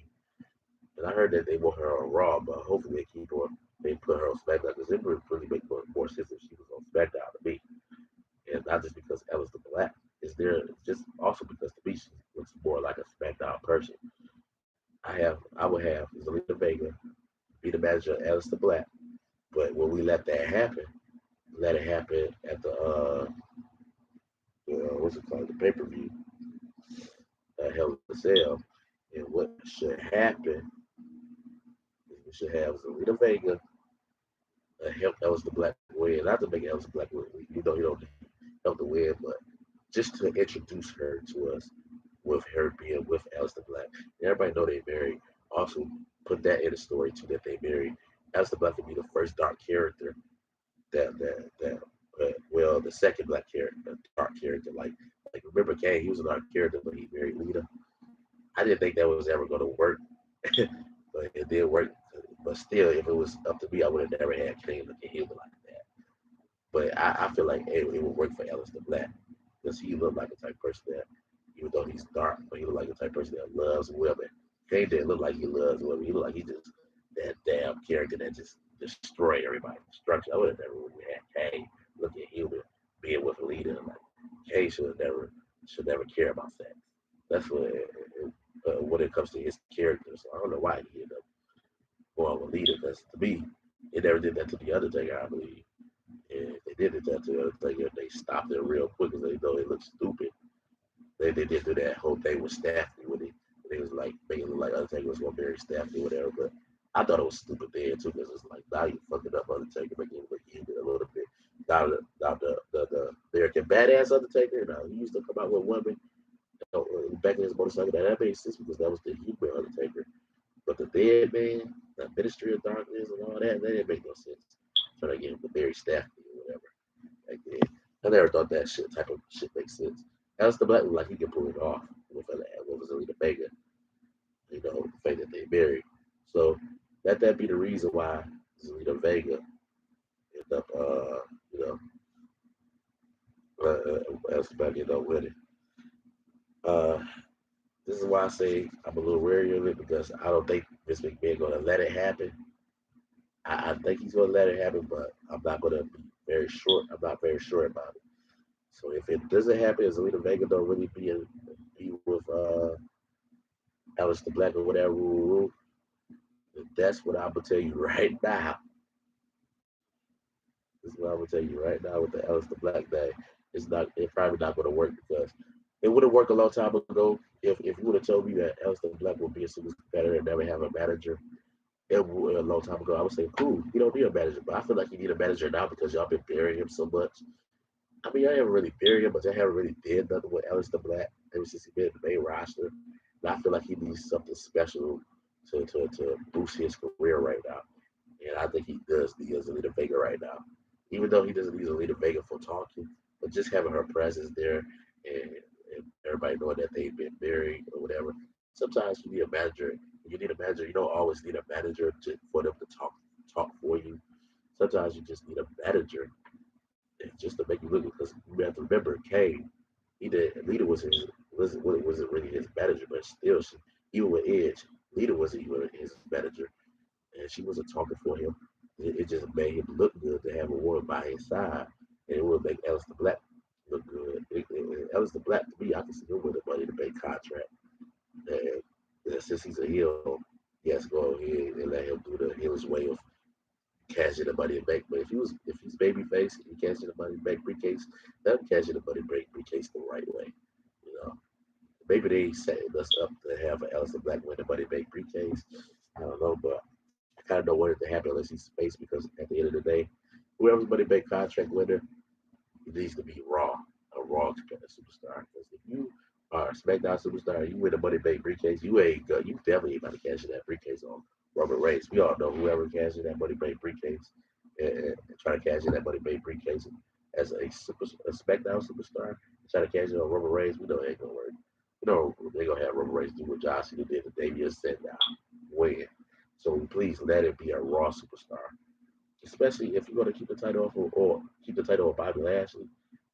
Yes, you're gonna have some. You're gonna have to have somebody on Raw. We need somebody different to be champion right now on Raw. Anyway, so that yes, I'm trying to think of somebody on Raw that can literally wear the money bank briefcase right now. Because y'all bury so many talents on there. I can't even really look at them as a money bank briefcase. But to me, y'all need to bring somebody from NXT to go on Raw and with that briefcase and take the title off of Lash. It definitely better not be no damn Kofi Kingston. I hope this is not where it's building towards. I don't know. I want to see Kofi Kingston, no money bank winner. I don't even want to see him in this title picture right now. That y'all trying to put him in. I love Kofi Kingston, but I don't know. How can you sit around Vince and say Cesaro's only a man Carter, but Kofi Kingston ain't? Get the fuck out of here. Come on, Cesaro's better than Kofi. I would rather see Cesaro go on Raw and with a briefcase and take the title off of him, off of Lashley or something. But yeah, that's what happened. Big E lost this match caused by Aleister Black. Apollo Crews wins. He retains the title last night. It was a fatal four-way match. Kevin Owens, Sami Zayn, Big E, Apollo Crews, they all delivered in this fatal four-way match. Like I said, this is the second best match of the year. The first best match of the year, Roman Reigns and Daniel Bryan, but the second best match of the year is this fatal four-way match. Uh, this was great, man. This was a great ending. I just hope they capitalize on it. They bring Zelina Vega in later on. They don't have to do her right away in these coming weeks. But when the Hell in Cell pay-per-view happens, let this match, like I say, don't let this match happen on a SmackDown. I bet next week comes, they're gonna be like, guess what? Big E versus Aleister Black tonight. I hate that shit. You should have Big E just coming out with a promo saying, Aleister Black, you want to tell me why you attacked me last night, cost me my chance to win the championship? I wanted to. How about we fight right now, but save the match for Hell in Cell, but not inside of a Hell in Cell match. Once again, like I said, this is not a grudge match. This is a rivalry that's beginning. Okay, do it right, WWE. Don't fuck this up. You got something good going on right now. Don't fuck this up like you do everything else. But then again, I don't know. I'm gonna give him a chance. Like I said, I'm gonna give Aleister Black this whole Aleister Black thing a chance. And let's say he don't have Zelina Vega, but he delivers, and somehow he still make himself relevant. And I'll say maybe I was wrong. Maybe he didn't really need a Zelina Vega, but I feel like y'all haven't been through nothing with him so bad. And it's a damn shame. How can you get it wrong with Aleister Black? That man is so talented. How can you get it wrong with him? Okay. And at first I thought they was building him up. They have a match with Roman Reigns pretty soon. But since, I guess it's not gonna happen because now he's a heel. It better not happen while he's a heel. Like I said, I want to see no heel versus heel matches, no baby face versus baby face matches. It don't make sense. It makes more sense for baby face versus baby face because at least they shake hands with each other afterwards and be like, good match or whatever. And made a good one, best man win. But the heels versus heel matches don't make sense because heels are only supposed to be going against baby faces for a good reason because they're a heel, they're a bad guy. Now, it kind of make a little more sense for a heel versus heel match if both heels was going against each other for to be the boy contender for a major title match or whatever. But other than that, no, no, don't do that. Fatal four way match was the best match of the night. And the second best match, well, I can't say best match of the night, really, because the ending was still stupid. Why is he doing a roll up with Nakamura and Corbin? We need to change that. How many roll ups we see on Raw? Or was that WrestleMania Backlash? Well, I think it was on Raw. There was so many roll ups. There's so many roll ups it almost turned me blind. But yeah, that's it for the WWE podcast tonight. I mean today. It was supposed to be at night last night, but I fell asleep. After all that hard week of work, I didn't even go to work yesterday. I ended up taking a shot of my raspberry Amsterdam. You know, Yes, it's not the fast liquor. I get fast liquor and all that. That costs a lot of money and whatever, but not right now. I gotta get my car fixed up. There's a lot of things in my life that I gotta get together. But yeah, the show tonight actually felt like a pay-per-view. That's how good the show was. But still, I would give it a 5 out of 5, 4 out of 5 because you still have some dumb shit happen on this show. And it's just like that's typical WWE though. Every time they do have a good show, they can't leave out one. They always gotta leave one thing on the show that's stupid. And the WrestleMania Backlash was stupid period because of the you know the zombies. The zombies made the whole show horrible. Only match that was good was Roman Reigns and was it Cesaro, even though the triple threat match between Lashley surprisingly was good, but it still was stupid because it was only 14 minutes. You rushed that match. And Vice Bobby Lashley still champion. I would have given it to Drew McIntyre right there and there since y'all didn't. No matter, I give it to Drew McIntyre, period. I really give it to a new guy. And new guy that we can get behind. Okay. Y'all had a chance to give it to Drew this past Sunday. Y'all didn't. There's give it to no Braun Strowman. Uh, oh yeah, wrestling news. Let me give y'all some wrestling news before. It's just something. I'm just gonna. Wait a minute, hold on.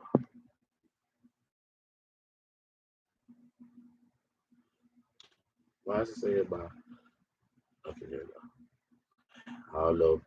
It ain't bad for my end, but it is saying on the top that my connections was unstable, so it probably messed up on y'all for just now. They ain't saying that no more. But what I was saying, uh, yeah, Bray Wyatt was pretty much letting people know, all y'all that was saying, uh, my character is stupid or my character is buried. Bray Wyatt is not buried because if he was buried, you still wouldn't even hear them fans. Holy shit! He got the best reaction from fans. So that lets you know the man still very much still pushed in the WWE. Just Vince McMahon will give him that good push, the right push, so fans can really get behind him. You think the fans behind him now? They behind him still, even though he's a loser. Imagine if he's a winner and they really would get behind him. But this big man, the jackass. How can you get Bray? Like I say, how can you get Alistair Black wrong? How can you get Bray Wyatt wrong? And how can you just sit there and say, well, since he ain't staying, I'm gonna go ahead and let Randy Orton win. Randy Orton still should have lost that WrestleMania match. He should have lost in 1 minute, just like y'all let him win with one RKO. You should have let him win. Bray Wyatt win with one Sister Abigail, and then go home and deal with his depression problems. And maybe brought Bray Wyatt up. That might be the reason why Bray Wyatt's depressed. I don't think it's just Luke Harper. I think he's depressed because WWE is trash. And he expected to have a good career in WWE, and Vince McMahon holding him back. And I think that's why he's depressed too. I would be depressed too if I was getting booked to lose all the fucking time. Shit. So Bray Wyatt, that to me, that was a shade on WWE as well too. When he said hashtag zombies, letting people know Vince McMahon is stupid. Why would you put zombies on a show? It's not only a show. Maybe it would have been. I wouldn't complain as me. I would complain as much if it was on Raw. I still would have complained. It would have been like, is this wrestling? What the fuck? But I'll complain more because you put it on a paper fucking view. But yeah, I'm about to go on here and get on out of here. But yeah, I'm sorry I didn't do the NXT review. I'm gonna do the NXT review for next week, not this week. Only thing that I don't know, I did hear about this guy named Bronson, whatever. He beat Johnny Gargano. Why did this happen on the Takeover? That's one thing I did. That's one thing that I did learn from watching NXT. I didn't watch the match. I might go watch the match though because I do like steel cage matches. But still, you could have said that steel cage match for a paper for an NXT Takeover and had Bronson go against Johnny Gargano. I like Bronson. I heard one podcast. I don't know why he say this. He called him a lower version of Keith Lee. Won't you let Bronson be Bronson to be? You know, Bronson is a good wrestler. I mean, well, I can't say he's a good wrestler. I never seen a wrestler, but he already got that good look. And I can tell that he is a good wrestler. So I'm gonna watch him. But his name is Bronson something, but or something Bronson. But like I say, the reason why I had to do an NXT review too because I gotta get to learn all these new people. I haven't watched NXT in ages. I still know a lot of people in WWE because I would hear and there, even though I watched like for a year, but I would hear and there, watch podcasts or hear and there, watch the show for a little bit, and then turn and only watch this part I like, not the shit that's horrible shit that they put on TV. But I don't know nothing about no Bronson. I know Johnny Gargano from the past. This is what I take away from the show too. Why is uh that guy that what's his name with though? What's his name? Something Thatcher. Uh, that be with what's his name? I can't believe I forget his name. But he used to be the tag team with Johnny Gargano, the bald headed guy. Why ain't they? First of all, why ain't they on Raw? We need more tag team wrestlers too. Why ain't they on Raw? So, the NXT don't need them no more. Please let these guys move on and get to the main roster. But that guy that's with that guy that used to be with Johnny Gargano, I like that guy. I forgot his first name. I think his last name is Thatcher. I like him. He's a cool wrestler. He looks like he could be a singles competitor. Why you put him together with that guy? You know, in a tag team, whatever. I don't know, man. NXT, they'll make NXT look bad too because they keep the wrestlers there handcuffed to just NXT and not going to Raw and SmackDown. It was okay because you had these guys. These guys was in NXT that long, but now that you got guys who've still been in NXT too damn, it's been in NXT for too damn long. It's starting to make the show look stupid. And I don't know. I'll be giving it a chance. Like I said, I'm gonna watch the whole show next week. I'm gonna watch NXT next week and give y'all a review. And like I said about the AEW, give an AEW review. I would give an AEW review as well too, but it's gonna be what I can afford. They pay reviews. Okay, they pay reviews cost too damn much, right? And my direct TV bills already cost too damn much too. I gotta call them and tell them low my down. Maybe when I get my bill lower, I don't know why they're going up on my fucking bill. How much I've been paying, how much I've been giving them business. I've been giving the direct TV business what 2017. I always pay my bill, never been late. So what the fuck is y'all keep on trying to cut my fucking bill for? Right? Get shit together. I'm gonna have to get their ass order too, just like I got the in order. In these reviews, I'm getting direct TV ass order too. But yeah, overall the Fatal Way match tonight was good. SmackDown 4 out of 5. I'm gonna give y'all a Monday night review. But that probably not gonna be the next time I do a review. I might do a review for Raw, like if I hear some wrestling news that I'm interested in, or I believe y'all fans would be interested in, I'm gonna get on here and probably have a 30 minute, or it might go into an hour. But we'll see. Already, I've been on here almost 2 hours. That's how you know I really enjoy SmackDown. I really want to do 2 hour show on here. Uh, yeah, I think this is the longest video I did so far. But like, comment, subscribe, hit that notification bell. Uh, hopefully, we get more fans on here. I am grateful, to even be allowed to do a review. The world that we live in now with the whole COVID shit going on. And it sounds like the COVID shit about to slow down because and the fact that we got all these sports companies going back with fans, even though they about to go back with fans now. That's a good sign that the COVID is kind of like maybe calming down a little bit now. Because if it wasn't calming down, we wouldn't be hearing these wrestling shows or these other sports talking about more back live with audience and shit. And I hope that they really keep this going because if I find out WWE is in Detroit or AEW is in Detroit or whatever, I'll go buy tickets and watch. You know, AEW, I didn't watch AEW this week because I was too busy trying to catch up with NXT, and then I couldn't even catch up with NXT. I already got to catch up with AEW because I don't know.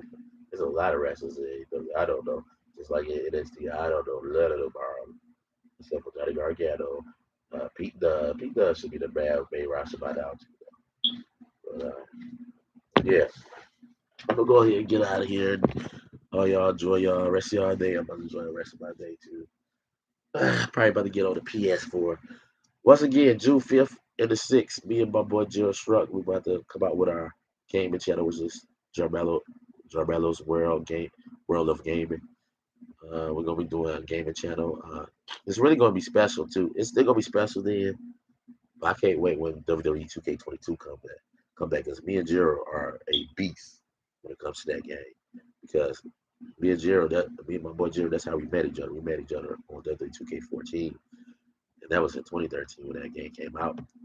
It was awesome, and we had some of the best matches on there. We was always winning tag team matches. We were Team Immortal. We call ourselves Immortals of Darkness at one point. We was great. My comedy channel coming up June 23rd, so make sure y'all watch it. It's called the Romello Way Comedy Show. I'm not done finishing up the both channels to how it look. We already came up with a nice logo for Jomello's World of Gaming, and pretty soon y'all will see the logo, whatever. But yeah, grateful to be able to have 3 YouTube channels that's coming up, and I'm working on getting more fans on this channel. So it won't be long before we finally see more people in here. But yes, let me go ahead and get on out of here. Give me something to eat or something. Take me another shot too. All right. Everybody have a good afternoon. I'm about to upload this. So anybody that didn't see this, get a chance to see this. All right. Peace.